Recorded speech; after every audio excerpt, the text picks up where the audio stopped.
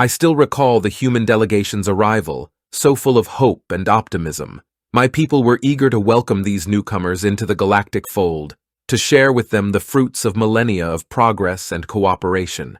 Such is the Primian way. Uplift those still developing, guide them on the path of wisdom we have walked. The welcoming gift was meant as a gesture of trust and generosity, technology to aid humanity's growth, harnessing dementia crystals, capable of storing vast energies drawn from space-time itself, a source of unlimited clean power, if utilized responsibly. I was tasked with covertly observing humankind's transition into the galactic community, and for a time all seemed well. Their scientists marveled at the crystal's potential. Leaders spoke of ending poverty, driving innovation. The humans seemed genuinely moved by our trust in them. But soon, subtle signs of deception emerged. Increased security around crystal research sites, military vehicles delivering components under cover of darkness, vanishing supply shipments that didn't correspond to any announced project. My worst fears were confirmed when they tested their first weapon derived from our gift, a compact crystalline bomb, distorting space-time at its core. Initial blasts utterly devastated remote moons. I was shaken to my core. These humans had taken our generous welcome and perverted it to potentially planet-shattering ends. I know not what darkness dwells in mankind's spirit, what drives them to channel their ingenuity toward such destruction. Perhaps we failed them in some way, did not provide the guidance they needed, or perhaps humans simply cannot escape their basal nature. Now, I can only watch in dismay as they prepare tools of unfathomable devastation and ponder our own naivete. We sowed the seeds of our potential doom.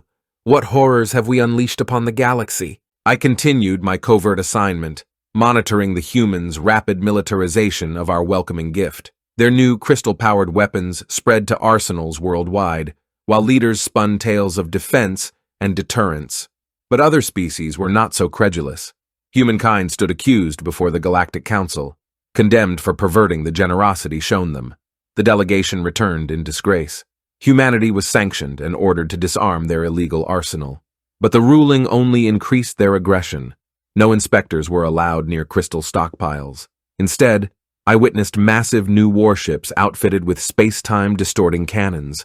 They tested the vessels against gas giants and their moons, obliterating them entirely. It became clear that words would not sway mankind from this destructive path. Unchecked, they would wield their ill-gotten power to subjugate the galaxy, dominating all in their reach. Military action had to be considered, though it pained us. The Allied fleet amassed in secret, preparing for a swift surgical strike against human crystal weapon sites. But we underestimated their paranoid vigilance. As the fleet dropped out of FTL on the edge of the Sol system, they found themselves facing down a swarm of human warships unlike anything ever seen, bristling with crystals charged to crack reality itself. There would be no easy victory today.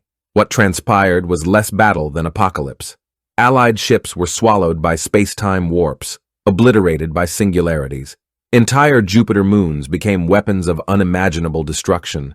Faced with such reckless hate, we realized humanity would never stand down. In the aftermath, Sol was quarantined, all transit in or out banned. We had failed these humans and must bear those regrets. But the greater galaxy would not fall to their unchecked ambition. We could only pray the lesson of this tragedy would somehow, someday, tame the violence encoded in their DNA.